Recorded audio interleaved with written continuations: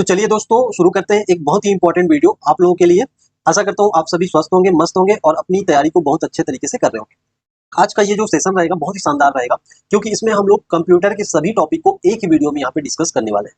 अब इसमें कौन कौन से टॉपिक डिस्कस करेंगे और कौन कौन से आपके प्रीवियस ईयर क्वेश्चन के बारे में डिस्कस करेंगे, इसका लिस्ट आप लोगों के सामने है। जैसे इसमें आपको पूरा सिलेबस मिल जाएगा एक ही वीडियो में, ठीक है। इसमें हम लोग कंप्यूटर के हिस्ट्री के बारे में देखेंगे, फिर जनरेशन के बारे में देखेंगे, जनरेशन ऑफ कंप्यूटर देखेंगे। उसके बाद कंप्यूटर कितने प्रकार के होते हैं यानी कि टाइप्स को देखेंगे। कंप्यूटर क्या होता है, इसका आर्किटेक्चर यानी कि इसकी संरचना कैसे होती है। फिर उसके बाद इसमें नंबर सिस्टम भी देखने वाले हैं। इसके सारे हार्डवेयर यानी कि input device, output device, storage device यानी कि मेमोरी को हम लोग देखने वाले हैं। सॉफ्टवेयर के बारे में बात करेंगे। सॉफ्टवेयर में सिस्टम सॉफ्टवेयर, एप्लीकेशन सॉफ्टवेयर और यूटिलिटी सॉफ्टवेयर को हम लोग देखने वाले हैं। उसके बाद ऑपरेटिंग सिस्टम, इसमें भी हम लोग विंडो, लिनक्स, एंड्रॉइड, डॉस इन सब के बारे में बात करेंगे। एमएस ऑफिस जो कि आपके कंप्यूटर का बहुत ही इंपॉर्टेंट सेगमेंट होता है, तो एमएस ऑफिस के बारे में बात करेंगे। इसमें आपके Word, Excel, PowerPoint, MS Access को भी यहाँ पे देखने वाले हैं। उसके बाद जो सबसे इंपॉर्टेंट, जहां से आपके ज्यादा क्वेश्चन पूछने के चांस रहते हैं, जैसे कि आपका कंप्यूटर मेमोरी, इसमें भी आपके प्राइमरी, सेकेंडरी, रैम, रोम सबके बारे में यहाँ पे डिस्कस करेंगे। उसके बाद अगला जो टॉपिक रहेगा ये इंटरनेट और नेटवर्किंग का टॉपिक रहेगा। इसमें हम लोग लेन वेन, आपके मेन, उसके बाद प्रोटोकॉल, आईपी एड्रेस, इन सब के बारे में हम लोग डिस्कस करने वाले हैं। अगला टॉपिक आपका डेटाबेस के ऊपर रहेगा, जहाँ पे हम लोग डेटाबेस में आपका डेटाबेस कॉन्सेप्ट सीखेंगे, ठीक है। और डेटाबेस कॉन्सेप्ट के अंतर्गत हम लोग डीबीएमएस, आरडीएमएस, उसके बाद स्ट्रक्चर क्यूरी लैंग्वेज, इन सब के बारे में हम लोग डिस्कस करेंगे। अगला टॉपिक बहुत इंपॉर्टेंट है, कंप्यूटर सिक्योरिटी। इसी में हम लोग virus, firewall, cyber security, encryption, decryption, इन सब के बारे में यहाँ पे हम लोग देखेंगे, ठीक है। उसके बाद प्रोग्रामिंग लैंग्वेज के बारे में बात करेंगे और इसमें भी आपके कंपाइलर, इंटरप्रेटर यानी कि लैंग्वेज ट्रांसलेटर जो है उसको देखेंगे। अगला जो चैप्टर रहेगा ये लेटेस्ट ट्रेंड पर रहेगा, जैसे कि आपका AI, IoT, cloud service, blockchain, big data, इन सब के ऊपर डिस्कस करेंगे। उसके बाद विभिन्न जो पार्ट रहेंगे, जैसे कि आपका शॉर्टकट की, फुल फॉर्म और जो सबसे ज्यादा पूछे जाने वाले क्वेश्चन है उसके बारे में भी यहाँ पे डिस्कस करने वाले हैं। तो एक ही वीडियो में आपको पूरा कंप्यूटर यहाँ पे मिल जाएगा। इसमें लगभग हर टॉपिक से आपके हम लोग 10 ऐसे क्वेश्चन को सॉल्व करेंगे जो कि आपके एग्जाम में पूछे जाते हैं। अगर इस पूरे वीडियो की बात करें तो इसमें आपको 150 क्वेश्चन एक वीडियो में मिल जाएगा, ठीक है। तो 150 प्रश्न, ऐसे प्रश्न जो बार बार आपके एग्जाम में क्वेश्चन पूछे जाते हैं या पूछे जा सकते हैं, इन्हें सभी क्वेश्चन को यहाँ पे डिस्कस करेंगे। आपको किसी प्रकार का यहाँ पे टेंशन नहीं लेना है। इसका पीडीएफ मैं नीचे लिंक डिस्क्रिप्शन में प्रोवाइड कर दूंगा, वहां पे जाकर के इसको आप लोग डाउनलोड कर सकते हैं।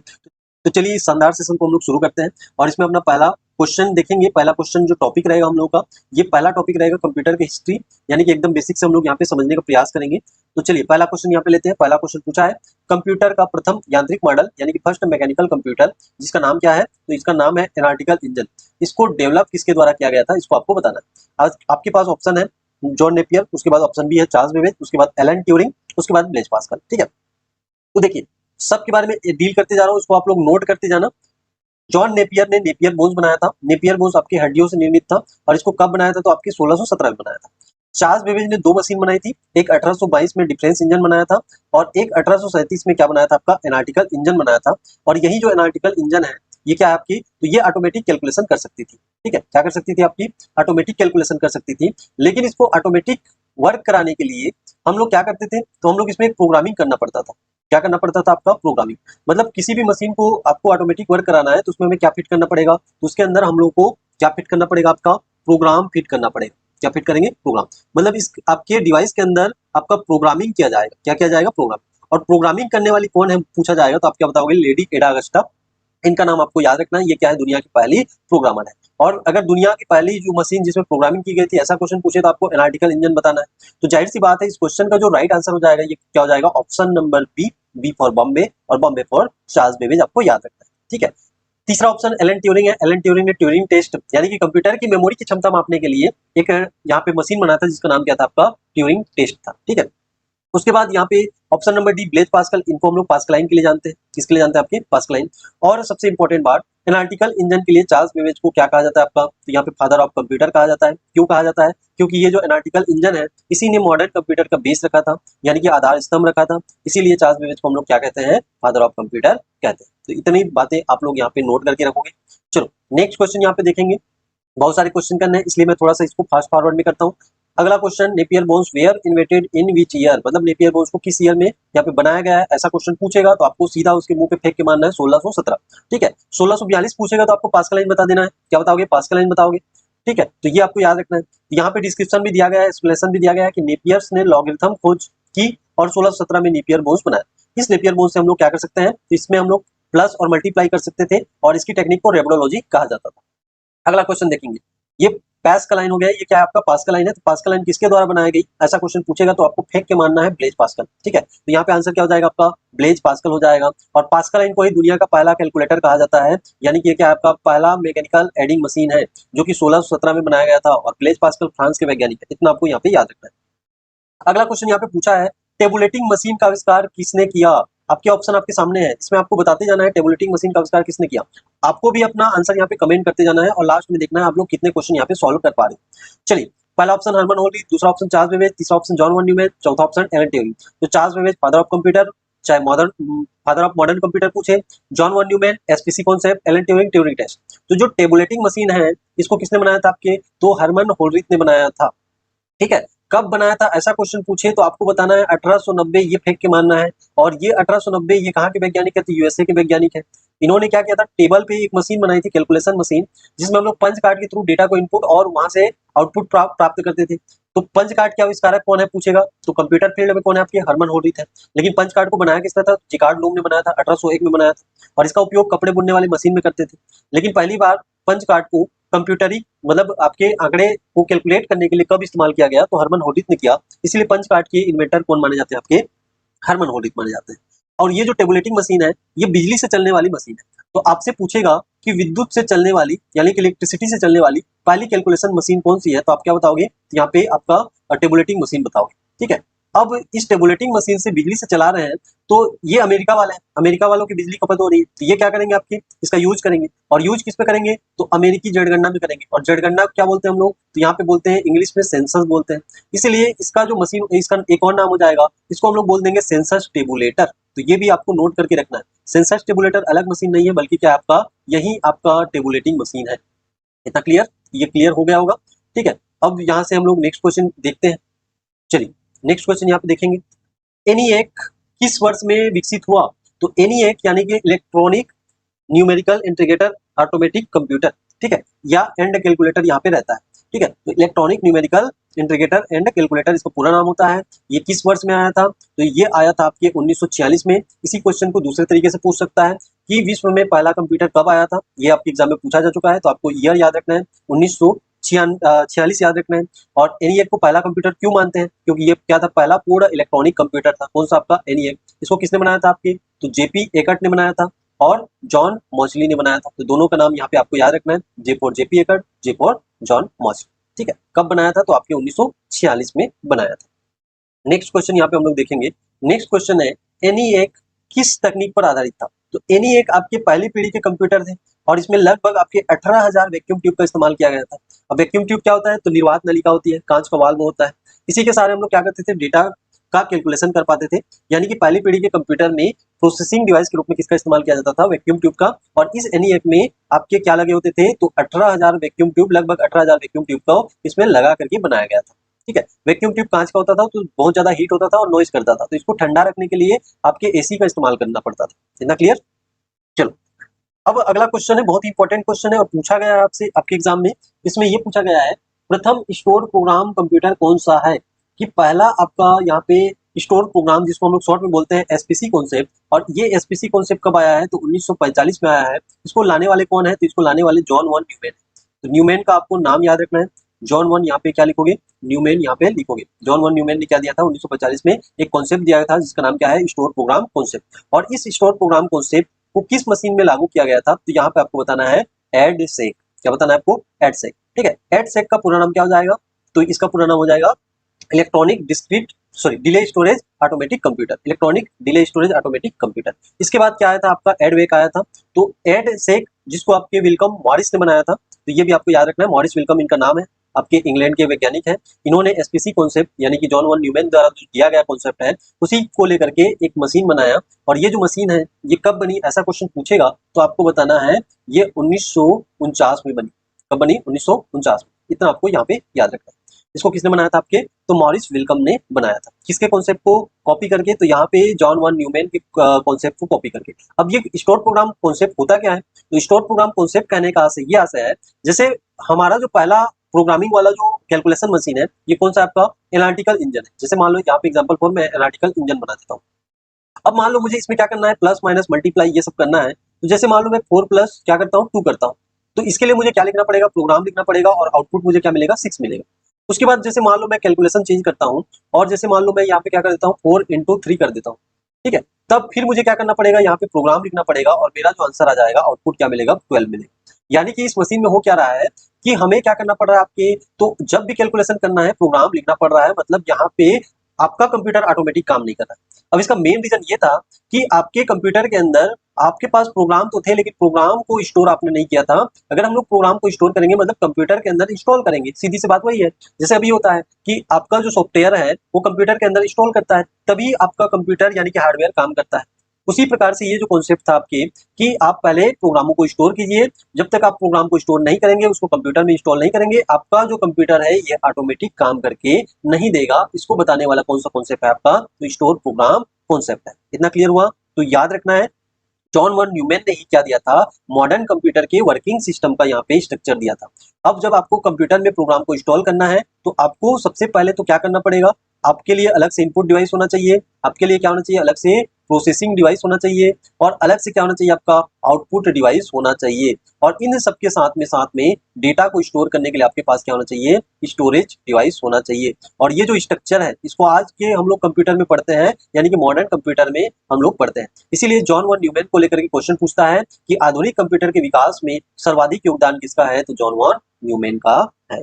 चलिए अगला क्वेश्चन यहाँ पे देखते हैं, बहुत ही इंपॉर्टेंट क्वेश्चन है, कई बार आपके एग्जाम में पूछा गया है।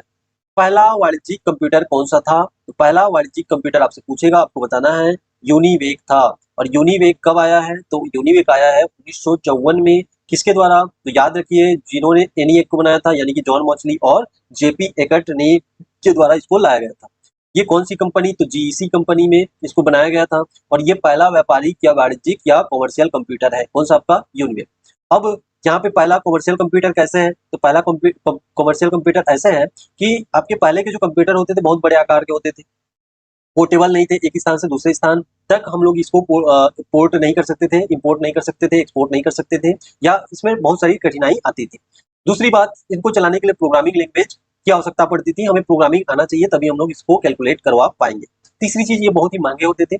चौथी चीज, इसमें मेंटेनेंस बहुत ज्यादा होता था।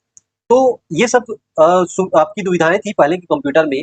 इसलिए आम व्यक्ति जो है पहले कंप्यूटर मान लो कैसे भी करके अफोर्ड करके यहाँ पे खरीद लेता है, लेकिन उसको चला नहीं पाएगा क्योंकि उसको प्रोग्रामिंग लैंग्वेज नहीं आता है। प्रोग्रामिंग लैंग्वेज सीख गया तो पोर्टेबल नहीं है, एक स्थान से दूसरे स्थान तक नहीं ले जा सकता।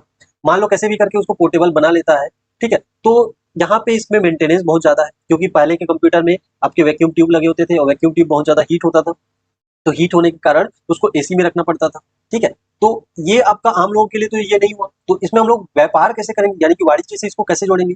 तो हमने क्या बना दिया, एक कंप्यूटर बना दिया और हमने ये कहा कि जिसको अपना डेटा क्या करना है, इसमें आपका क्या करवाना है, प्रोसेस करवाना है। तो पंच कार्ड में आप क्या कीजिए, अपने डेटा को लेकर के आइए, हम इसमें इनपुट करेंगे और आपको पंच कार्ड में जो प्रोसेस डेटा है उसको हम लोग यहाँ पे प्रोवाइड करेंगे। इसके बदले में आपको क्या देना पड़ेगा, हमें चार्ज देना पड़ेगा और इससे क्या होगा, एक अच्छा खासा बिजनेस होगा। इसीलिए मैंने कहा कि पहला विश्व का पहला वाणिज्यिक कंप्यूटर कौन सा, आपका यूनिवेक है। इतना क्लियर? चलिए अगला क्वेश्चन, बहुत ही इंपॉर्टेंट क्वेश्चन है। एलन ट्यूरिंग को किसका जनक कहा जाता है, एलन ट्यूरिंग को किसका जनक कहा जाता है। देखिए एलन ट्यूरिंग को आर्टिफिशियल इंटेलिजेंस का जनक कहा जाता है, कि सुपर कंप्यूटर कहा जाता है, कि आपके माइक्रो प्रोसेसर का कहा जाता है, कि प्रोग्रामिंग का कहा जाता है।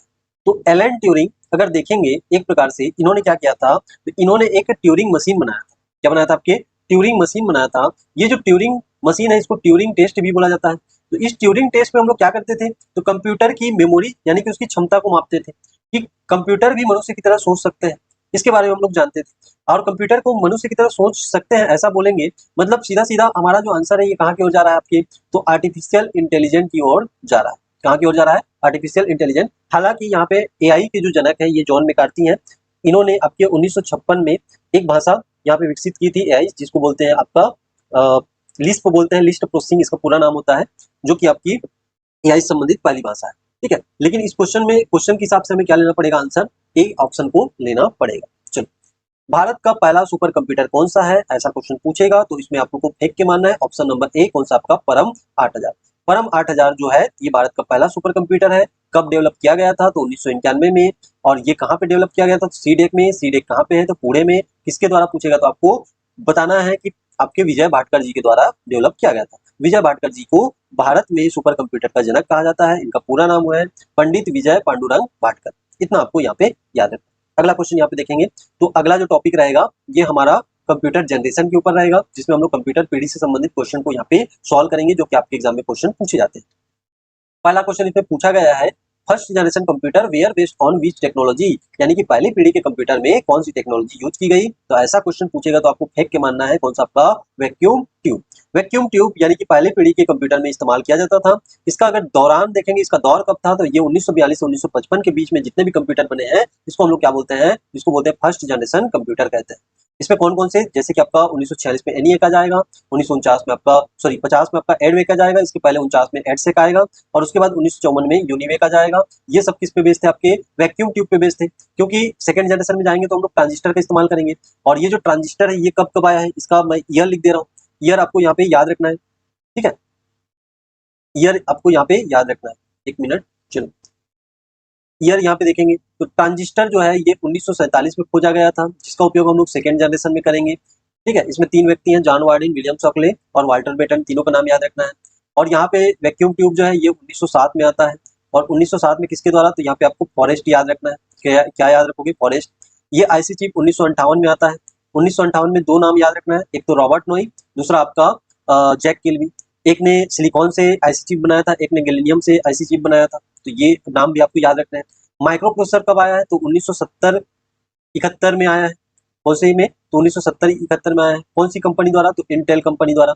पहला माइक्रो प्रोसेसर कौन सा है पूछेगा तो इंटेल 4004 है। ये आपको यहाँ पे फेंक के मारना है। चलो नेक्स्ट क्वेश्चन हम लोग देखेंगे। नेक्स्ट क्वेश्चन है, second generation computer use which technology. तो अभी मैंने आपको बताया कि दूसरी पीढ़ी के जो कंप्यूटर है इसमें हम लोग किसका इस्तेमाल करेंगे, तो ट्रांजिस्टर का इस्तेमाल करेंगे। ट्रांजिस्टर कब आया, तो 1947 में आया।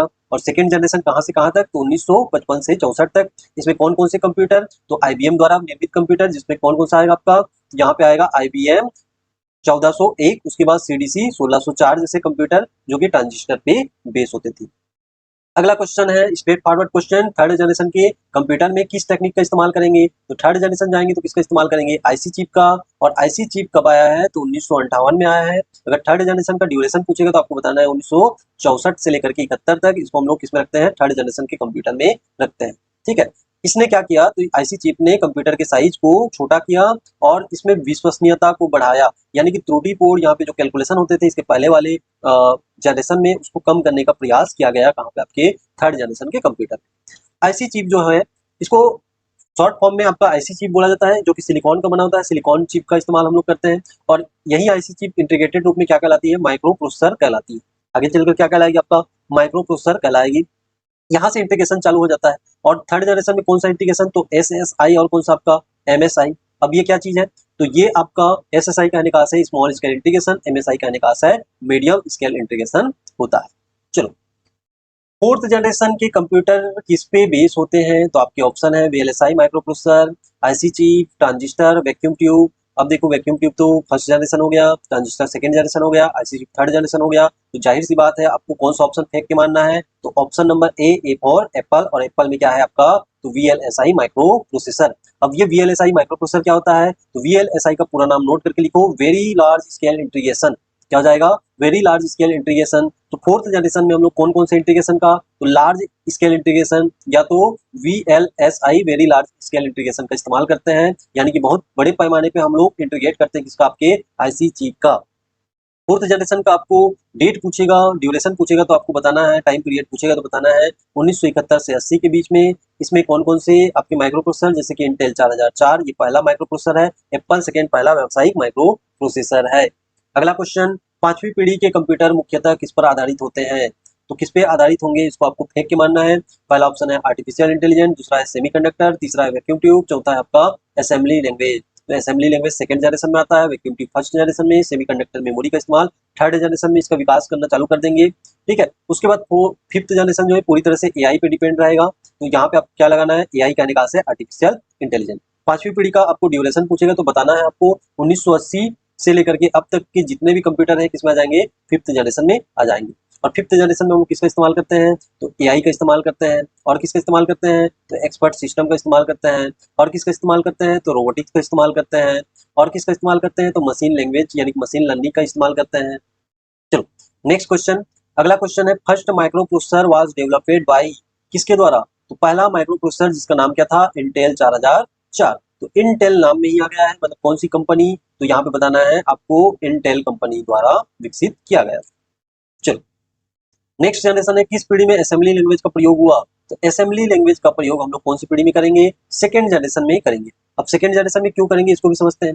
फर्स्ट जनरेशन में हम लोग मशीन लैंग्वेज यानी कि 0 और 1 का इस्तेमाल करेंगे, जिसको हम लोग बाइनरी लैंग्वेज सिस्टम भी बोलते हैं, बाइनरी नंबर सिस्टम बोलते हैं, या तो इसको मशीन भाषा बोलते हैं या तो इसको बुलियन भाषा बोलते हैं। क्योंकि इस पीढ़ी के कंप्यूटर में वैक्यूम ट्यूब होते थे और वैक्यूम ट्यूब को केवल एक ही चीज समझ में आती थी, या तो ऑन होना है या तो क्या होना है आपका, ऑफ होना है। क्या होना है आपको, ऑफ होना है, इतना ही इसमें इसको समझ में आता था। जब भी ये ऑन होता था इसको हम लोग 1 मान लेते थे, और ऑफ होता था इसको क्या मान लेते थे, 0। और 0 1 के कॉम्बिनेशन से आपकी एक भाषा, एक आपका सब्जेक्ट है जिसको बोलते हैं बुलियन बीजगणित, और इसी बुलियन बीजगणित से आपके क्या निकाला गया, तो इस नंबर सिस्टम को निकाला गया, जिसको आज कंप्यूटर समझता है, जिसको हम लोग मशीन भाषा बोलते हैं। ठीक है, सेकेंड जनरेशन में हम लोग क्या किए, तो फर्स्ट जनरेशन में आपको अगर कोई प्रोग्रामिंग करनी है या किसी कंप्यूटर को चलाना है, तो यहाँ पे इसमें बहुत ज्यादा दिक्कत आता था। ठीक है, क्योंकि इसके लिए आपको प्रोग्रामिंग आनी चाहिए। मान लो आपने जैसे तैसे करके प्रोग्रामिंग सीख ली, इसमें कोडिंग सीख लिया, लेकिन इसमें आप मान लो इस प्रकार से प्रोग्रामिंग की हो तो ये आपके लैंग्वेज में तो नहीं है, तो इसमें एरर फाइंड करना क्या हो जाएगा, बहुत ही दिक्कत हो जाएगा।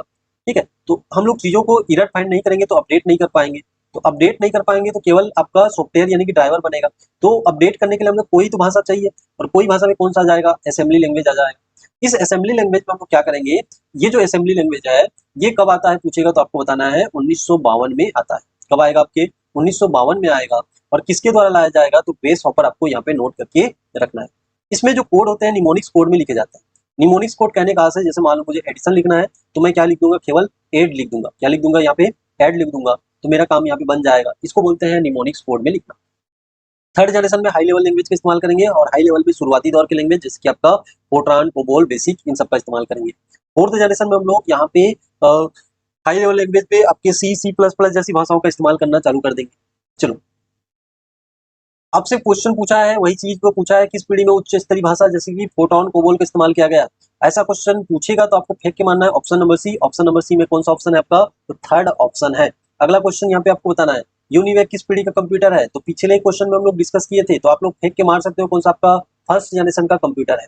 अगला क्वेश्चन, तृतीय पीढ़ी के कंप्यूटर का समय काल कौन सा है। तृतीय पीढ़ी ये तो पहला पीढ़ी हो गया, ठीक है, ये दूसरा पीढ़ी हो गया, उसके बाद ये तीसरा पीढ़ी हो गया। तो आप लोग यहाँ फेंक के क्या लगाओगे, यहाँ पे 1964 से 71 के बीच लगाओगे।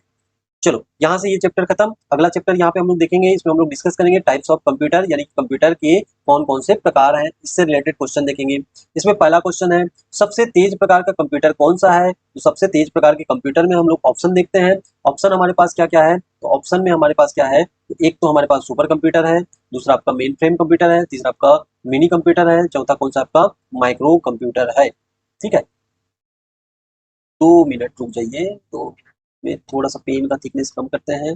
चलो यहाँ से आपका सबसे तेज कंप्यूटर, आपको आंसर यहाँ पे पता चल गया होगा कौन सा रहता है, आपका सुपर कंप्यूटर रहता है।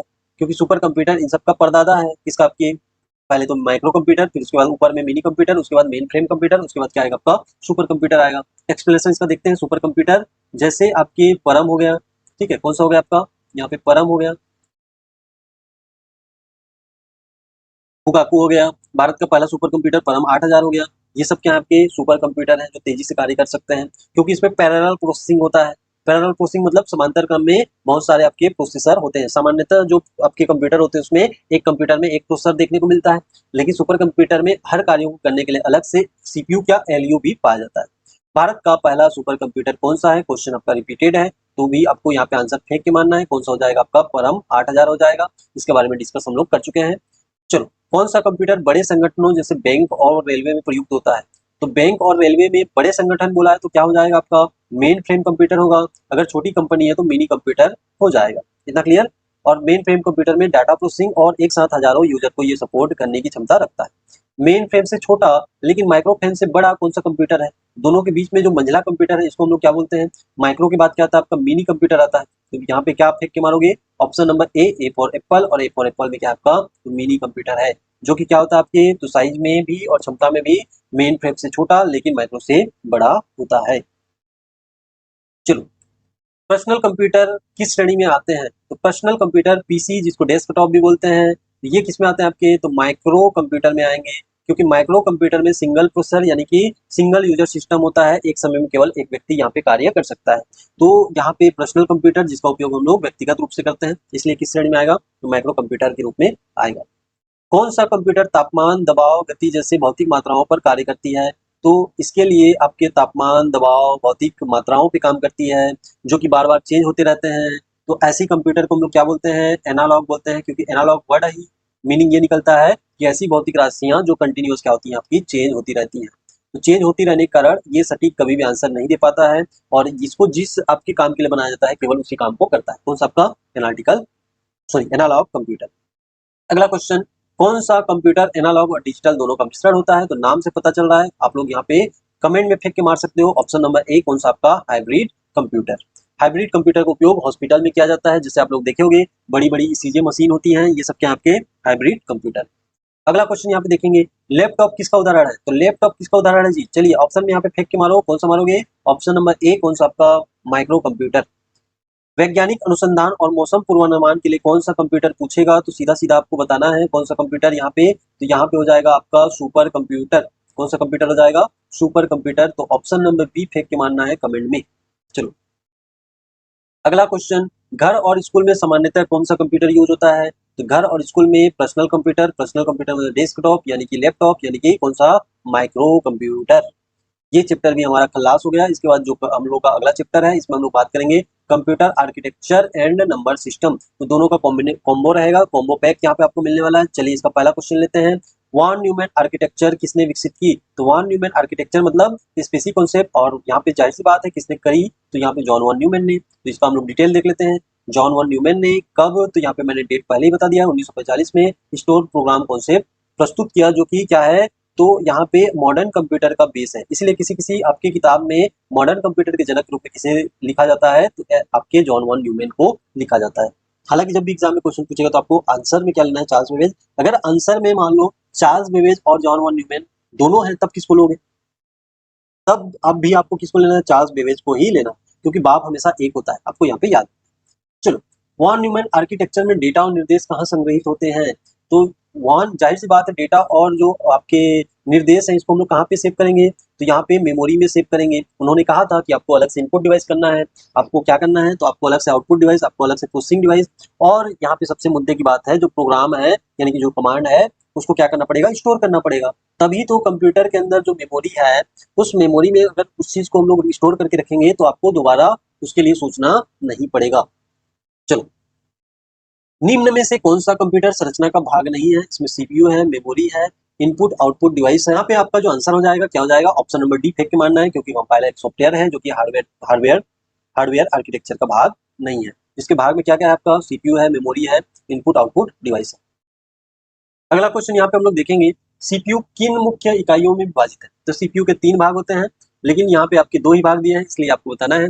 एलयू और मेमोरी पाया जाता है, मेमोरी यूनिट पाया जाता है, एलयू और कंट्रोल यूनिट और मेमोरी यूनिट पाया जाता है। सीधी सी बात है, इसका आंसर क्या हो जाएगा, ऑप्शन नंबर बी हो जाएगा, यानी कि ऑप्शन नंबर बी को यहाँ पे आपको फेंक के मानना है। इसके 3 हिस्से हम लोग कर देते हैं। 3 हिस्सों में कौन कौन सा, तो एक तो आपका मेमोरी यूनिट के रूप में क्या पाया जाता है, आपका रजिस्टर पाया जाता है। दूसरा क्या हो जाएगा आपका कंट्रोल यूनिट, जो कंट्रोल करने का काम करेगा। और तीसरा सीपीयू का जो मेन पार्ट होता है उसको बोलते हैं एलयू। एलयू का पूरा नाम आपको कमेंट में नीचे फेंक के मानना है। चलो अगला क्वेश्चन, बाइनरी संख्या पद्धति का आधार क्या है, तो इसका आधार यानी इसका बेस होता है 2, क्योंकि इसमें 2 ही डिजिट पाए जाते हैं, 0 और 1, इसीलिए इसका नाम क्या है आपका बाइनरी नंबर सिस्टम। हिंदी में से क्या बोलते हैं, द्विआधारी संख्या पद्धति। चलो इसको दशमलव में क्या होगा, इसको चेंज करके बताओ भाई, और इसको कैसे चेंज करेंगे, क्योंकि यहाँ पे क्या दिया है, बाइनरी दिया है। ठीक है, बाइनरी को हम लोग डेसिमल में क्या करेंगे, चेंज करेंगे। और बाइनरी को डेसिमल में कैसे चेंज करेंगे, यहाँ पे नंबर क्या दिया है 1, उसके बाद 0, फिर उसके बाद क्या दिया है 1, उसके बाद क्या दिया है आपका 1। ठीक है, यहाँ पे डिराइव करके भी बताया है आपको। सीधा सीधा क्या करना है, 2 की पावर यहाँ पे इसमें मल्टीप्लाई करना है 0 से, बीच में प्लस लगाना है, बीच में क्या लगाना है प्लस, फिर उसके बाद 2 की पावर 1, फिर उसके बाद यहाँ पे मल्टीप्लाई करना है, बीच में प्लस लगाना है 2 की पावर 2, फिर उसके बाद बीच में प्लस लगाना है, और इसका मल्टीप्लाई करना है 2 की पावर 3 के साथ। तो 2 की पावर 0 कहने का है किसी भी संख्या के अगर घात में 0 है तो वह संख्या कितनी भी 30 मार का हो, इसका वैल्यू कितना आएगा 1। तो 1 का जब 1 से गुणा करेंगे तो हम लोग क्या मिलेगा, 1 मिलेगा। उसके बाद 2 की पावर 1 मतलब 2, और 2 का 1 से गुणा करेंगे तो 2 मिलेगा, बीच में प्लस लगाएंगे। 2 की पावर 2 मतलब 4, 4 का 0 से गुणा करेंगे तो कितना मिलेगा 0। उसके बाद 2 की पावर 3 कहने का से 8 हो जाएगा, और 8 का 1 के साथ गुणा करेंगे तो 8 हो जाएगा। सबका टोटल जोड़ योग बताएंगे तो योग कितना होगा आपका 11। इसका जो राइट आंसर हो जाएगा यहाँ पे आपको क्या लगाना है 11 फेंक के मारना। नेक्स्ट क्वेश्चन, ऑक्टल संख्या पद्धति का आधार क्या है? तो ऑक्टल संख्या पद्धति का आधार कितना होता है? ऑक्टल फॉर 8 आपको याद रखना है। इसमें आपके 0 से लेकर के 7 तक के डिजिट होते हैं। नेक्स्ट क्वेश्चन, 25 जो कि डेसिमल में दिया है, इसको बाइनरी में हम लोग कैसे लिख सकते हैं? तो इसके लिए हमें क्या करना पड़ेगा? इसके लिए इसको डिराइव करना पड़ेगा। कैसे करते हैं हम लोग? तो यहाँ पे क्या कर देना, पहले जो एलसीएम निकालते थे वैसे वाला टेबल बना लेना इस प्रकार से। अब बाइनरी में लिखना है इसलिए इसका बेस 2 होता है तो 2 से डिवाइड करना है। यहाँ पे कितने टाइम? 1 टाइम। और यहाँ पे कितने टाइम? तो आपके 2 टाइम। जो भी रिमाइंडर बचेगा आपको यहाँ पे लिखते जाना है। उसके बाद क्या करना है आपको? फिर से 2 से डिवाइड करना है। कितने टाइम? आपके 6 टाइम। कोई भी रिमाइंडर नहीं बचा मतलब क्या हो जाएगा? यहाँ पे 0 आ जाएगा। उसके बाद यहाँ पे हम लोग देखेंगे तो यहाँ पे हम लोग फिर से 2 से डिवाइड करेंगे। यहाँ पे कितने टाइम? यहाँ पे 3 टाइम्स। 3 टाइम्स लिख लेना। रिमाइंडर नहीं बचा मतलब 0 हो गया। फिर उसके बाद 2 से क्या करेंगे हम लोग? डिवाइड करेंगे। कितने टाइम? 1 टाइम। और यहाँ पे कितना बचेगा? रिमाइंडर 1 बचेगा। अब लास्ट आपको क्या करना है? तो लास्ट भी आपको 2 से डिवाइड करना है। ये कितने टाइम जाएगा? आपके 0 टाइम। और तब तक जब तक 0 ना जाए तब तक आपको डिवाइड करना है। यहाँ पे रिमाइंडर कितना जाएगा? 1 आ जाएगा। अब यहाँ पे मेन चीज ये होता है, इसको आपको नीचे से ऊपर लिखना है। तो नीचे से ऊपर लिखेंगे तो क्या बनेगा? 1 1 0 0 1। और ऐसा कौन से ऑप्शन में आपको यहाँ पे मिल रहा है? तो आपको ऑप्शन नंबर 1 में मिल रहा है, इसलिए यहाँ पे फेंक के क्या मारोगे? ऑप्शन नंबर ए मारोगे। चलो अगला क्वेश्चन, हेक्साडेसिमल संख्या पद्धति का आधार क्या है? तो हेक्साडेसिमल के संख्या पद्धति में 0 से 9 और ए से लेकर के एफ तक यानी कि टोटल 16 डिजिट होते हैं, इसलिए इसका बेस क्या हो जाएगा? आपका 16 हो जाएगा। चलो नेक्स्ट क्वेश्चन यहाँ पे देखेंगे, ए 1 को दशमलव मान क्या होगा? यानी कि डेसिमल में इसको हम लोग कैसे डिवाइड करेंगे? तो यहाँ पे आपका क्या चीज दिया है? यहाँ पे पहला तो ए दिया है, 1 दिया है और ए दिया है। एक चीज आपको याद रखना है, 0 से 9 तक तो वैल्यू आपको पता है, लेकिन उसके बाद ए से लेकर के जैसे ए है, बी है, सी है, डी है और एफ है। ठीक है, तो ए का वैल्यू कितना हो जाएगा? 10। बी का वैल्यू कितना हो जाएगा? आपको 11। फिर उसके बाद सी का वैल्यू 12 हो जाएगा और डी का वैल्यू कितना हो जाएगा? 13 हो जाएगा। इसको 12 कर लेना। यहाँ पे ई भी आएगा, इसका 14 हो जाएगा। इसका कितना हो जाएगा? 14। और एफ का कितना हो जाएगा? आपका 15 होता है। तो यहाँ पे क्या दिया आपका? ए दिया है, इसको थोड़ा सा फैला के लिख देना। एक यहाँ पे ए हो गया, यहाँ पे हो गया। अब हेक्साडेसिमल इसलिए इसमें कितने का गुणा करना है? आपके 16 का, और 16 की पावर 0। फिर बीच में क्या लगाना है? प्लस। और इसमें किसका गुणा करना है? आपके 16 का, 16 कम 16। तो यहाँ पे 16 की पावर 0 मतलब यहाँ पे कितना भी बड़ा संख्या हो तो इसका वैल्यू 1 और 1 का गुणा 10 से करेंगे तो यहाँ पे कितना आएगा? आपका 10 आ जाएगा। उसके बाद यहाँ पे 16 एकम 16 और 16 और 10 को जोड़ेंगे तो कितना हो जाएगा? तो यहाँ पे आप लोग कमेंट में फेंक के मारोगे ऑप्शन नंबर सी। चलो नेक्स्ट क्वेश्चन और नेक्स्ट टॉपिक के साथ देखेंगे। नेक्स्ट टॉपिक हमारा क्या है? तो हार्डवेयर है। हार्डवेयर में हमें तीनों हार्डवेयर को देखना है, इनपुट, आउटपुट और स्टोरेज। इससे रिलेटेड मोस्ट इंपॉर्टेंट क्वेश्चन को यहाँ पे देखेंगे। इसका पहला क्वेश्चन, कीबोर्ड किस प्रकार का उपकरण है? ऐसा क्वेश्चन पूछेगा। तो ये क्या है? आपका इनपुट डिवाइस है। कैसा इनपुट डिवाइस है? तो इसमें टाइपिंग कर सकते हैं। और ये क्या है आपका? तो character user interface input device है। लाइट पेन का उपयोग किसके लिए किया जाता है? तो लाइट पेन का उपयोग किसके लिए करेंगे? बताओ, प्रिंटिंग के लिए करेंगे क्या? ड्राइंग सिलेक्शन या ऑब्जेक्ट ऑन स्क्रीन, या फिर आपके स्टोरेज के लिए करेंगे, या फिर आपके टाइपिंग के लिए करेंगे? तो लाइट पेन का उपयोग ड्राइंग फूल छापने के लिए कर सकते हैं, इसलिए यहाँ पे क्या आंसर लगाओगे? यहाँ पे लगाना drawing selecting object on screen, यानी कि स्क्रीन के ऊपर किसी भी ऑब्जेक्ट को सेलेक्ट करने के लिए इसका उपयोग किया जाता है, या तो लिखने के लिए भी इसका उपयोग किया जाता है। चलो निम्न में से कौन सा आउटपुट उपकरण है? तो आउटपुट कौन सा है ये बताना है। स्कैनर इनपुट है, मॉनिटर आउटपुट है, तो ये दूसरे नंबर पर पकड़ा गया, इसलिए यहाँ पे ऑप्शन में क्या फेंक के मारोगे? तो यहाँ पे ऑप्शन नंबर बी, माउस और जॉयस्टिक आपके इनपुट डिवाइस है। अगला क्वेश्चन, सबसे सामान्य पॉइंटिंग डिवाइस कौन सा है? तो सबसे सामान्य जिसका हम लोग ज्यादातर उपयोग करते हैं, ये क्या आपका? माउस हो जाएगा। और माउस कब आया है? तो 1964 में आया है। किसके द्वारा? डगलस के द्वारा लाया गया है। माउस क्या है पूछेगा तो आपका क्या है? यहाँ पे पॉइंटिंग इनपुट डिवाइस है। अगला क्वेश्चन, MICR का प्रयोग कहाँ पे होता है? तो सबसे पहले तो आप लोग MICR का पूरा नाम बताओ। MICR का पूरा नाम क्या होगा? ईमानदारी से बताओ कमेंट में आप लोग, क्या होगा पूरा नाम इसका? इसका पूरा नाम होता है मैग्नेटिक इंक कैरेक्टर रीडर। और इसका उपयोग क्या होता है? तो ये मैग्नेटिक इंक यानी कि आयरन ऑक्साइड से बने डिजिट को क्या कर पाता है? आपका रीड कर पाता है। और कहाँ से कहाँ तक के डिजिट? तो ये 0 से 9 तक के डिजिट, और इसके साथ में 4 विशेष सिंबल को रीड करता है। इसके अलावा किसी भी सिंबल को रीड नहीं कर पाता। शर्तें ये है कि ये किससे लिखी होनी चाहिए? आपके मैग्नेटिक इंक से लिखी होनी चाहिए। और मैग्नेटिक इंक में क्या आ जाएगा आपका? तो आयरन ऑक्साइड आ जाएगा। आयरन ऑक्साइड से लिखी होनी चाहिए। तो इस प्रकार का जो आपका टैक्स है ये कहाँ पे मिलता है? चेक बुक मिलता है। और चेक बुक कहाँ पे मिलते हैं? तो बैंक में मिलते हैं, इसलिए यहाँ पे B for bank, option number B यहाँ पे फेंक के हम लोग कमेंट में मान। चलो यहाँ पे कौन सा प्रिंटर टाइपराइटर जैसा आउटपुट देता है? इंकजेट देता है क्या? डॉट मैट्रिक्स देता है क्या? लेजर देता है क्या? थर्मल देता है क्या? तो यहाँ पे इंकजेट, लेजर और थर्मल तीनों तो नॉन इम्पैक्ट है। टाइपराइटर में क्या होता है? जैसे टाइप करते हैं पीछे से हैमर पड़ता है और सीधा आपका अक्षर का टंकन होता है। ठीक है, तो इसके बेस पे कौन सा कंप्यूटर का सॉरी प्रिंटर काम करता है, तो आपका डॉट मैट्रिक्स प्रिंटर काम करता है। इसमें भी आपके हैमर पाए जाते हैं। चलो, कौन सा स्टोरेज डिवाइस स्थायी स्मृति कहलाता है? स्थायी आपको बताना है। स्थायी मतलब क्या होगा? परमानेंट मेमोरी, यानी कि नॉन वोलेटाइल मेमोरी। और नॉन वोलेटाइल मेमोरी में एक ही ऑप्शन हमको मिलेगा, कौन सा? आपका रोम। और रोम का पूरा नाम आपको कमेंट में नीचे फेंक के मानना है, क्या होता है रोम का पूरा नाम। चलो, अगला क्वेश्चन, हार्ड डिस्क किसका एग्जांपल है? तो हार्ड डिस्क का इस्तेमाल हम लोग किसमें करते हैं? आपके सेकेंडरी स्टोरेज में करते हैं। सेकेंडरी स्टोरेज को दो भागों में डिवाइड कर देंगे। एक तरफ क्या करेंगे हम लोग, तो सीक्वेंशियल एक्सेस मेमोरी, दूसरी तरफ आपका direct access memory. Direct access memory फिर से तीन भागों में डिवाइड करेंगे, तो हमें यहाँ से कौन कौन सा मिलेगा? तो मैग्नेटिक डिस्क मिलेगा, ऑप्टिकल डिस्क मिलेगा, और क्या मिलेगा? आपका इलेक्ट्रॉनिक मेमोरी मिलेगा। तो उसी मैग्नेटिक डिस्क के अंदर आपको क्या मिलेगा? Hard disk. अब इसको हार्ड डिस्क क्यों बोलते हैं? क्योंकि इसमें जहाँ पे हम लोग डेटा रीड राइट करते हैं तो एक डिस्क के अंदर करते हैं। अब इसमें मैग्नेटिक इंक लगा होता है आयरन ऑक्साइड का, इसलिए ये मैग्नेटिक डिस्क हो गया। और ये जो डिस्क होता है ये हार्ड होता है, इसीलिए इसको हम लोग क्या बोलते हैं? हार्ड डिस्क कहते हैं। इतना क्लियर? चलो, अगला क्वेश्चन देखेंगे, पेन ड्राइव किस स्टोरेज तकनीक का प्रयोग करता है? तो पेन ड्राइव आपके फ्लैश ड्राइव भी बोलते हैं, फ्लैश मेमोरी भी बोलते हैं। तो यहाँ पे क्या हो जाएगा? फ्लैश मेमोरी, इलेक्ट्रॉनिक मेमोरी बोल सकते हो। नेक्स्ट क्वेश्चन, और इस टॉपिक का लास्ट क्वेश्चन, कौन सा इनपुट डिवाइस ओसीआर तकनीक पर काम करता है? तो कौन सा इनपुट डिवाइस ओसीआर, यानी कि यहाँ पे पूरा नाम आपको बताना है, ऑप्टिकल कैरेक्टर रीडर। ठीक है, तो यहाँ पे आंसर क्या हो जाएगा? Optical character reader. और इसी के साथ में हम लोग नेक्स्ट टॉपिक देखेंगे। नेक्स्ट टॉपिक हमारा कौन सा है? तो नेक्स्ट टॉपिक हमारा सॉफ्टवेयर, जिसमें हम लोग सिस्टम, एप्लीकेशन और यूटिलिटी तीनों सॉफ्टवेयर को समझेंगे। क्वेश्चन नंबर 1 इसमें का, निम्न में से कौन सा सिस्टम सॉफ्टवेयर है? सिस्टम सॉफ्टवेयर, सिस्टम सॉफ्टवेयर क्या होता है? तो सिस्टम सॉफ्टवेयर जो कंप्यूटर को चलाता है। और एप्लीकेशन सॉफ्टवेयर जो यूजर के लिए होता है। तो यूजर के लिए कौन सा सॉफ्टवेयर? मान लो मुझे रिज्यूम बनाना है तो एमएस वर्ड का यूज करूंगा। मुझे अकाउंटिंग का काम करना है, टेली का यूज करूंगा। मुझे पिक्चर बनानी है अच्छा सा, मेरे फोटो को एडिट करना है, फोटोशॉप का इस्तेमाल करूंगा। तो ये तीनों तो मेरे लिए, और मैं कौन हूँ? तो मैं यूजर हूँ। तो यूजर मतलब यहाँ पे एप्लीकेशन सॉफ्टवेयर हो गया। इसीलिए इसका जो राइट आंसर आप लोग फेंक के मारोगे कमेंट में, ये क्या हो जाएगा आपका? तो ऑप्शन नंबर बी फॉर क्या हो जाएगा आपका? Window operating system. चलो, कौन सा सॉफ्टवेयर उपयोगकर्ता और हार्डवेयर के बीच इंटरफेस का काम करता है? तो कौन सा सॉफ्टवेयर है जो यूजर और हार्डवेयर के बीच में रहता है? तो यूजर और हार्डवेयर के बीच में सिस्टम सॉफ्टवेयर रहता है। और सिस्टम सॉफ्टवेयर में कौन है आपका? तो ऑपरेटिंग सिस्टम रहता है। चलो, एमएस एक्सेल किस प्रकार का सॉफ्टवेयर है? तो एमएस एक्सेल आपका एप्लीकेशन सॉफ्टवेयर है, क्योंकि इसमें अपने लिए मैं क्या करता हूँ? तो अपने लिए यहाँ पे डेटा तैयार करता हूँ।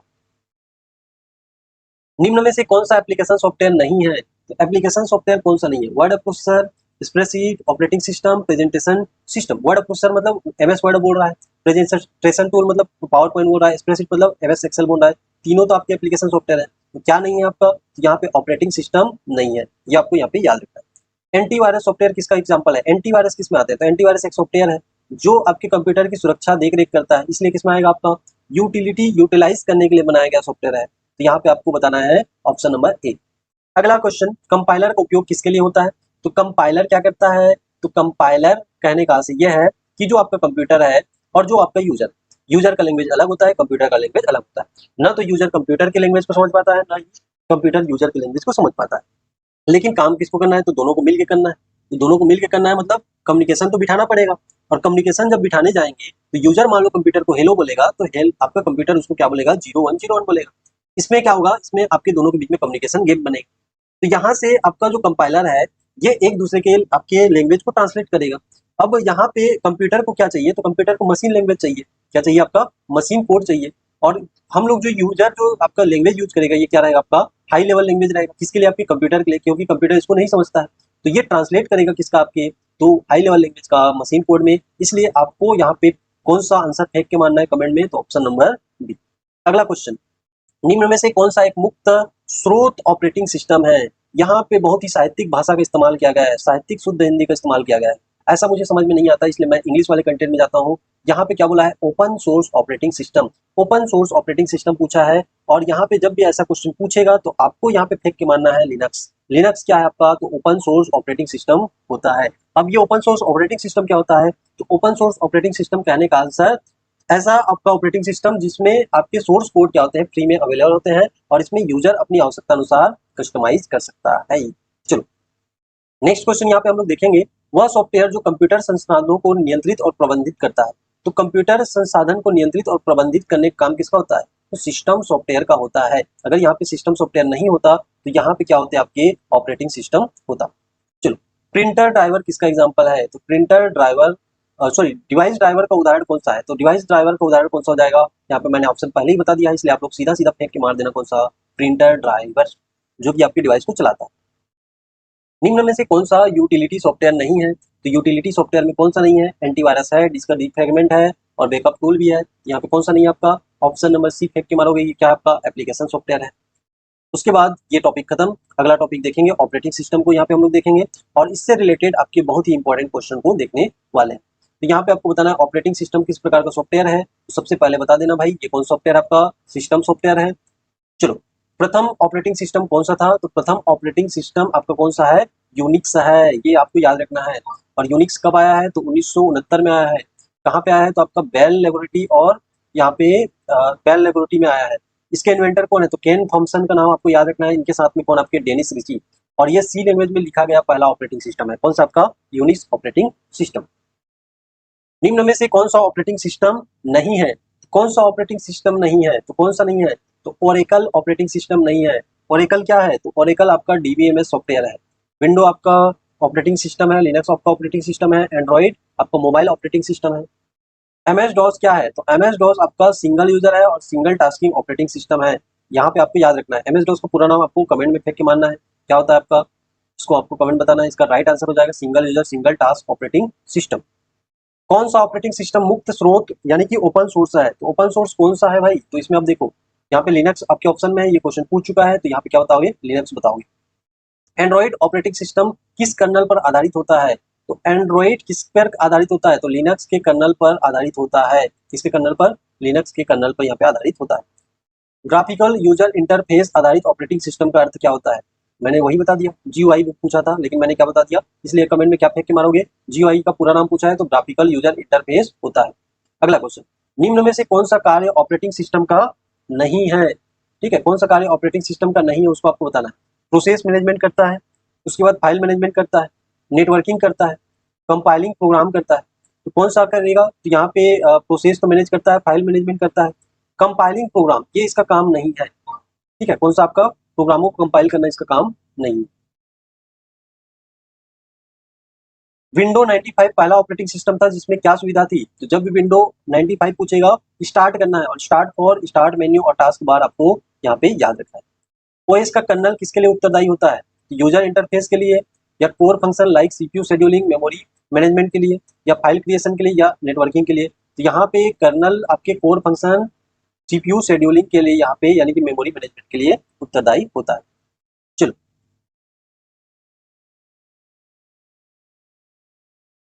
अगला जो टॉपिक है एमएस ऑफिस है और इसमें वर्ड एक्सेल और पावर पॉइंट के इंपॉर्टेंट क्वेश्चन को हम लोग देखेंगे। पहला क्वेश्चन है, वर्ड फाइल का डिफॉल्ट एक्सटेंशन क्या होता है, बहुत बार आपके एग्जाम पूछा जाता है, तो यहाँ पे डीओसी मिलेगा या तो डीओसी एक्स मिलेगा। एमएस वर्ड में स्पेलिंग चेक करने के लिए कौन सी कुंजी होती है, बहुत ही इंपॉर्टेंट क्वेश्चन है, F7 फेंक के मारोगे, F7 से हम लोग स्पेलिंग और ग्रामर चेक कर सकते हैं। एमएस फार्मूला में सूत्र हमेशा किससे शुरू होता है, तो हमेशा बराबरी का मुकाबला रहता है यानी कि इक्वल का इस्तेमाल। चलो, यहाँ पे नेक्स्ट क्वेश्चन है, एक्सेल में औसत निकालने के लिए कौन सा फंक्शन होता है, तो ऑप्शन नंबर सी यहाँ पे आपको लगाना है। ऑप्शन नंबर सी में क्या है आपका, तो यहाँ पे एवरेज हो जाएगा, इक्वल एवरेज आपको लगाना है। एमएस पावर पॉइंट में स्लाइड शो शुरू करने के लिए कौन शॉर्टकट की है, तो स्लाइड शो शुरू करना है तो आपको फेंक के मारना है F5, ठीक है, ये यहाँ पे हो जाएगा। पावर पॉइंट में सभी स्लाइड में एक साथ देखने के लिए कौन सा व्यू इस्तेमाल किया जाता है, तो normal view, slide sorter view, reading view या आउटलाइन व्यू। तो यहाँ पे क्या सभी स्लाइड को एक साथ देखना है तो स्लाइड सॉर्टर व्यू होता है। एमएस एक्सेस में डेटा किस रूप में संग्रहित की जाती है, तो एमएस एक्सेस में डेटा आपके टेबल्स के रूप में यहाँ पे संग्रहित की जाती है, किसके रूप में, टेबल्स के रूप में। एमएस वर्ड में फाइंड के लिए शॉर्टकट कुंजी क्या है, तो फाइंड करना है एमएस वर्ड में तो F4 क्या हो जाएगा, कंट्रोल F यहाँ पे आंसर हो जाएगा। एक्सेल में एक्सेलेट सेल रेफरेंस के लिए कौन सा चिन्ह इस्तेमाल किया जाता है, इसमें आपको याद रखना है, इसमें कौन सा चिन्ह, यहाँ पे ये वाला चिन्ह आपको यहाँ पे फेंक मारना। एमएस एक्सेस डेटाबेस फाइल का डिफॉल्ट एक्सटेंशन क्या होता है, तो यहाँ पे डिफॉल्ट एक्सटेंशन क्या होता है आपका, ऑप्शन नंबर ए होता है, ठीक है, ये आपको यहाँ पे लगाना है। अगला जो टॉपिक रहेगा ये कंप्यूटर मेमोरी के ऊपर रहेगा, तो इसका पहला क्वेश्चन देखेंगे, कौन सा मेमोरी वोलाटाइल है, जब भी आपको वोलाटाइल मेमोरी पूछेगा, वोलाटाइल मतलब अस्थायी मेमोरी, और अस्थायी मेमोरी में क्या आएगा आपका, रैम आएगा। रैम का पूरा नाम रैंडम एक्सेस मेमोरी होता है। कौन सी मेमोरी नॉन वोलाटाइल है, तो नॉन वोलाटाइल मतलब आपका रोम आ जाएगा, रोम मतलब रीड ओनली मेमोरी हो जाएगा। चलो, सीपीयू और मेन मेमोरी के बीच में कौन सी मेमोरी होती है, ठीक है, तो सीपीयू और मुख्य मेमोरी के बीच में कौन सी मेमोरी होती है, कैश मेमोरी होती है, ये बफरिंग का काम करती है यानी कि हाई स्पीड मेमोरी होती है। छोटी मेमोरी होती है, इसकी स्पीड ज़्यादा होती है, महंगी होती है। स्मृति की सबसे छोटी इकाई कौन सी है? तो स्मृति यानी कि मेमोरी की सबसे छोटी इकाई कौन सी आपकी? बीट है। ठीक है, बीट के बाद क्या आता है? निबल, निबल के बाद क्या आता है? बाइट। और एक बाइट में कितने डाटा? तो यहाँ पे 8 बीट डाटा। एक निबल में कितने बीट होते हैं? तो एक निबल में 4 बीट होते हैं। कितने बीट आपके? 4 बीट होते हैं, यानी कि 4 1 2 1 0 का समूह होता है। कौन सी मेमोरी में बायोस संग्रहित होती है? तो कौन सी मेमोरी में पूछेगा तो आपको क्या बताना है? रोम बताना है। अगर कौन से कहाँ पे होती है बोलेगा तो आपको मदरबोर्ड में, क्योंकि रोम कहाँ पे आ जाता है? मदरबोर्ड में। वर्चुअल मेमोरी किसका भाग होता है? तो वर्चुअल मेमोरी हार्ड डिस्क का भाग होता है। ये उधारी में लिया गया मेमोरी होता है। उसके बाद रजिस्टर कहाँ स्थित होते हैं? तो रजिस्टर आपके सीपीयू के अंदर होते हैं। सीपीयू के 3 हिस्से होते हैं, मैंने बताया कौन कौन से? मेमोरी यूनिट, कंट्रोल यूनिट और एएलयू। तो मेमोरी यूनिट के रूप में क्या पाए जाते हैं? आपके रजिस्टर पाए जाते हैं। सेकेंडरी मेमोरी को और किस नाम से जाना जाता है? तो सेकेंडरी मेमोरी को हम लोग एक्सटर्नल मेमोरी के नाम से जानते हैं। कौन सी मेमोरी? एक्सटर्नल मेमोरी, या तो इसको ऑक्सिलरी मेमोरी भी कहते हैं। अगला क्वेश्चन, निम्न में से कौन सी मेमोरी सबसे तेज है? तो सबसे छोटी मेमोरी आपकी रजिस्टर सबसे तेज होगी, उसके बाद कैश मेमोरी, उसके बाद रैम, उसके बाद क्या आएगा? आपका हार्ड डिस्क आ जाएगा। अगला जो आपका टॉपिक है ये इंटरनेट और नेटवर्किंग के ऊपर रहेगा। इससे रिलेटेड हम लोग टॉपिक देखेंगे। पहला क्वेश्चन इसमें देखेंगे, इंटरनेट में आईपी का पूरा नाम क्या है? तो आईपी फॉर क्या फेंक के मारोगे? इंटरनेट प्रोटोकॉल हो जाएगा। यहाँ पे क्या हो जाएगा? Internet protocol. ठीक है, internet protocol option number B यहाँ पे फेंक के मारोगे। चलो, लैन का पूरा नाम क्या होता है? तो लैन का पूरा नाम सभी को पता है, लोकल एरिया नेटवर्क होता है। तो आपका ऑप्शन नंबर ए। निम्न में से कौन सा वाइड एरिया नेटवर्क है? तो वाइड एरिया नेटवर्क यानी कि विश्व पैमाने पे आपका, विश्व पैमाने पे किसका इस्तेमाल करते हैं? इंटरनेट का।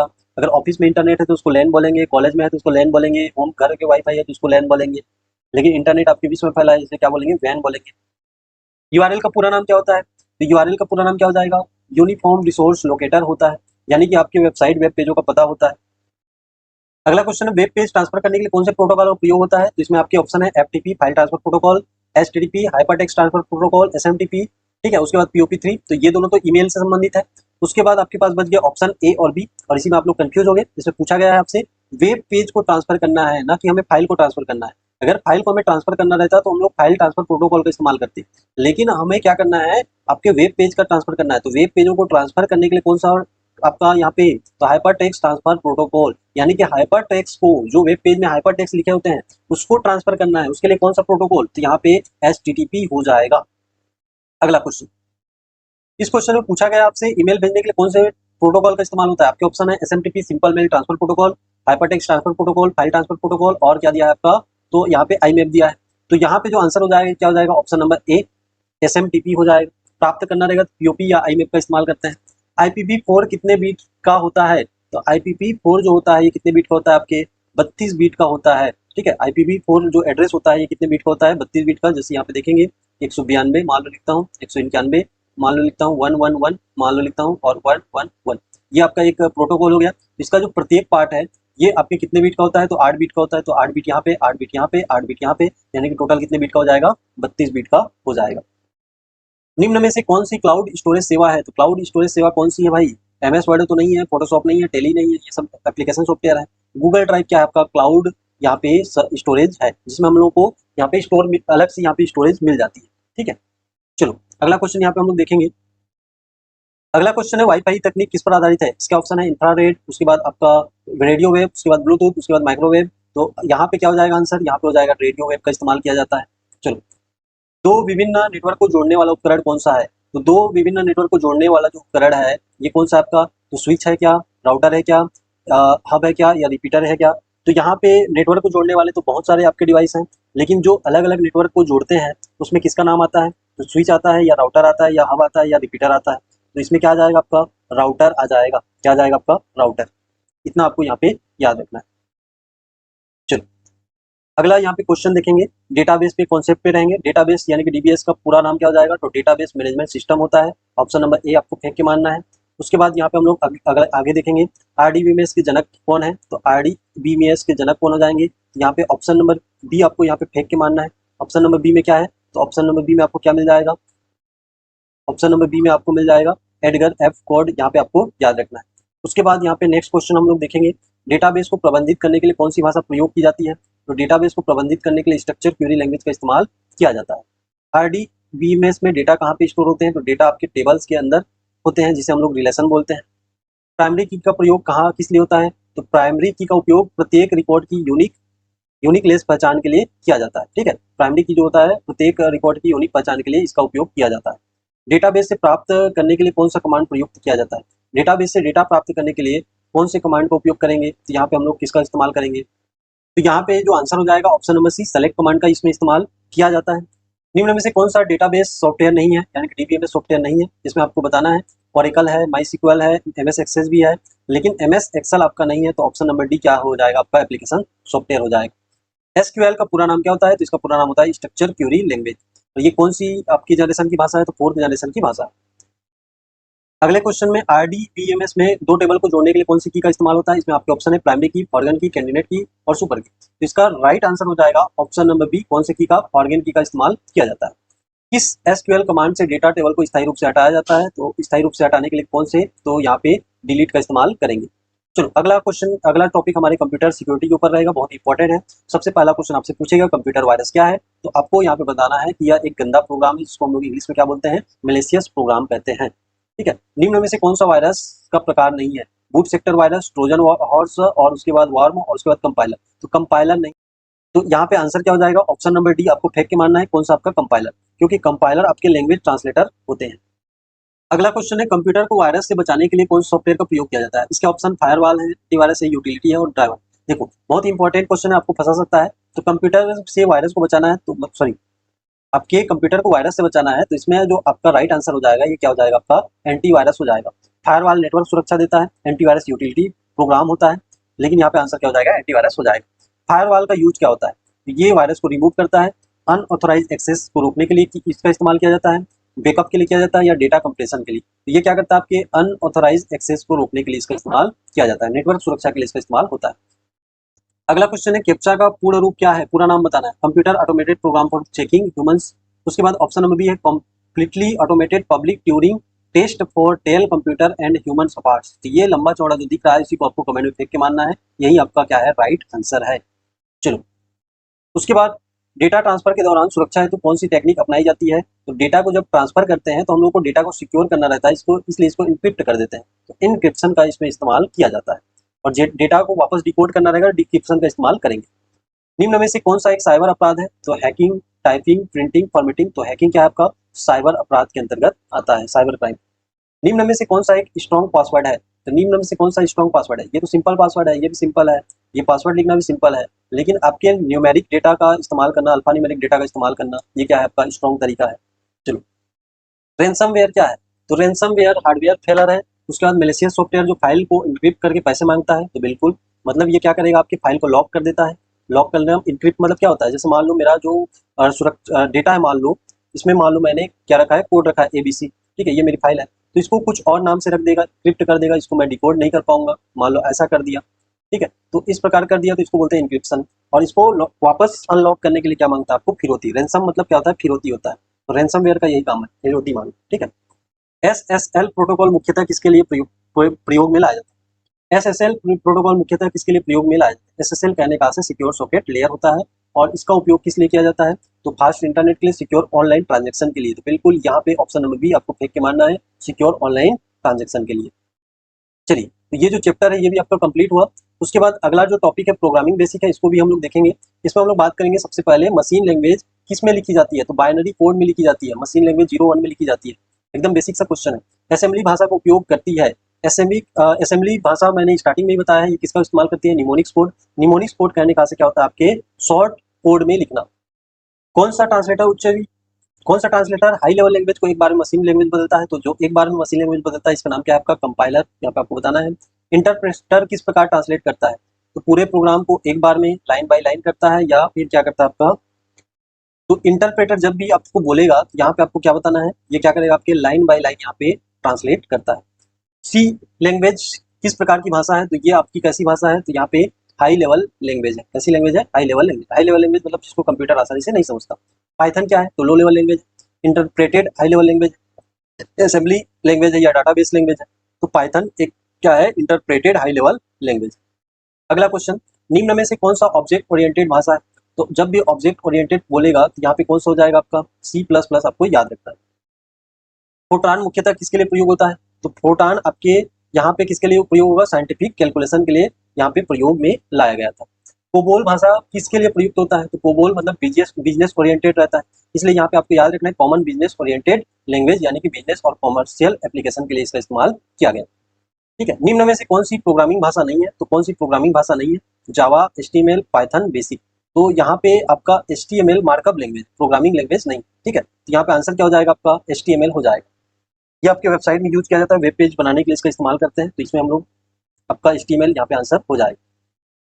अगला जो टॉपिक है ये ट्रेंडिंग टॉपिक पे रहेगा। इसमें आपसे पूछा जाएगा एआई का पूरा नाम, तो आप लोग फेंक के कमेंट में क्या मारोगे? आर्टिफिशियल इंटेलिजेंस, जो कि आपको बी नंबर ऑप्शन में मिलेगा।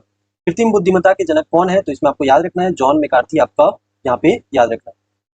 आईओटी का पूरा नाम क्या है? तो आईओटी का पूरा नाम होता है इंटरनेट ऑफ थिंग्स होता है। अगला क्वेश्चन देखेंगे, निम्न में से कौन सा एक क्लाउड स्टोरेज सेवा है? तो क्लाउड स्टोरेज सेवा इसको पहले भी देख चुके हैं, कौन सा आपका? गूगल ड्राइव है।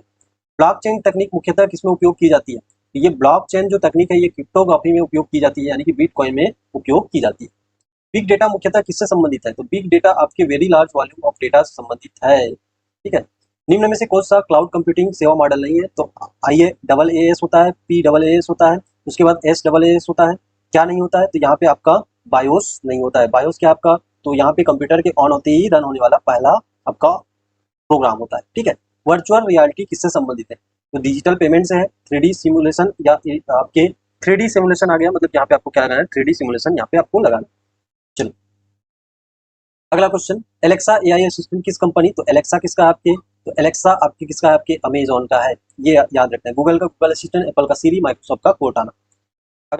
अगला क्वेश्चन है एनटीएफ का पूरा नाम क्या होता है? तो ऐसा क्वेश्चन पूछेगा तो सीधा सीधा आपको बताना है नॉन फंगिबल टोकन होता है, टोकन याद रखना है आपको। अगला जो टॉपिक है ये मिसलेनियस है, इसमें शॉर्टकट फुल फॉर्म ये सब हम लोग देखेंगे। तो कॉपी करने के लिए पूछेगा आपसे, ये तो पूछेगा ही आपके एग्जाम में कि विंडो में कॉपी करने के लिए कौन शॉर्टकट है, तो सीधा सीधा आप बताना Ctrl+C बताना। ठीक है, तो उसके बाद यहाँ पे आपका अगला क्वेश्चन देखेंगे, पेस्ट करने के लिए कौन सा है? कॉपी तो कर लिए, पेस्ट किससे करोगे? Ctrl+V से करोगे। Ctrl+C for copy, X for cut, A for all select होता है। बायोस का पूरा नाम क्या है? तो बायोस का पूरा नाम पूछेगा तो बेसिक इनपुट आउटपुट सिस्टम होता है। पहला ही ऑप्शन में आपको मिलेगा, तो पहला ऑप्शन आपको कमेंट में फेंक के मारना। पीडीएफ का पूरा नाम क्या होता है? तो पीडीएफ का पूरा नाम होता है पोर्टेबल डॉक्यूमेंट फॉर्मेट होता है। सेलेक्ट ऑल के लिए कौन सा शॉर्टकट? तो सेलेक्ट ऑल के लिए हम लोग क्या करेंगे? Ctrl+A करेंगे, हमारा सभी ऑब्जेक्ट क्या हो जाएगा? सेलेक्ट हो जाएगा। HTTP का पूरा नाम क्या होता है? तो हाइपरटेक्स्ट ट्रांसफर प्रोटोकॉल होता है, इसको भी आपको कमेंट में फेंक के मारना है। रिसाइकल बिन में कौन सी फाइलें संग्रहित होती हैं? तो रिसाइकल बिन में कौन सी फाइलें संग्रहित होती हैं? तो आपके हार्ड डिस्क में सेव की गई फाइलें संग्रहित होती हैं। अंडू की शॉर्टकट कुंजी क्या होती है? तो अंडू रीडू करने के लिए आपका क्या होता है? कंट्रोल आपका वाई होता है, लेकिन अंडू करने के लिए क्या होता है? आपका Ctrl+Z होता है, और कंट्रोल आपका X से कट होगा, Ctrl+U से अंडरलाइन होता है। यूआरएल का पूरा नाम क्या है? रिपीटेड क्वेश्चन है, तो इसको आपको कमेंट बॉक्स में आप लोग फेंक के मार सकते हो। इसका पूरा नाम क्या हो जाएगा? यूनिफोर्स रिसोर्स लोकेटर हो जाएगा। अगला क्वेश्चन, विंडो में रिफ्रेश करने के लिए कौन सी शॉर्टकट कुंजी होती है? तो कंप्यूटर के अंदर जब भी हम लोग रिफ्रेश करते हैं, इसके लिए आप लोग को क्या प्रेस करना पड़ेगा? F5 प्रेस करना पड़ेगा। इस प्रकार से हम लोग देखते हैं कि हमने यहाँ पे कंप्यूटर के अति महत्वपूर्ण 150 क्वेश्चन कंप्लीट कर लिए हैं। अब आपको बताना है कि आप लोग यहाँ पे कितने क्वेश्चन इसको सॉल्व कर पाए। ये जो आपका वीडियो है बहुत ही इंपॉर्टेंट रहने वाला है आपके आगामी एग्जाम के लिए। इसमें आपके उन सभी क्वेश्चनों को ध्यान में रखकर या टॉपिक वाइज को आपको बताया गया है जो आपके एग्जाम में बार बार पूछे जाते हैं। इसके अलावा मैंने आपको एक्स्ट्रा फैक्ट भी इसमें बताया है, तो इसको बड़े इत्मीनान से आपको वीडियो को देखना है। एक बार नहीं बल्कि आपको बार बार इस वीडियो को देखना है, ताकि चीजें आपकी क्लियर हो पाए। और इसी प्रकार के वीडियोस के लिए आपको हमारे चैनल से जुड़े रहना है। तो मिलते हैं अगले वीडियो में। इसका पीडीएफ आपको नीचे लिंक डिस्क्रिप्शन में प्रोवाइड हो जाएगा, तो वहां से जाकर के आप लोग क्या कर सकते हैं? इसको डाउनलोड कर सकते हैं इस पीडीएफ को। तो अगले वीडियो के लिए तैयार रहिए, तब तक के लिए जय हिंद, जय भारत।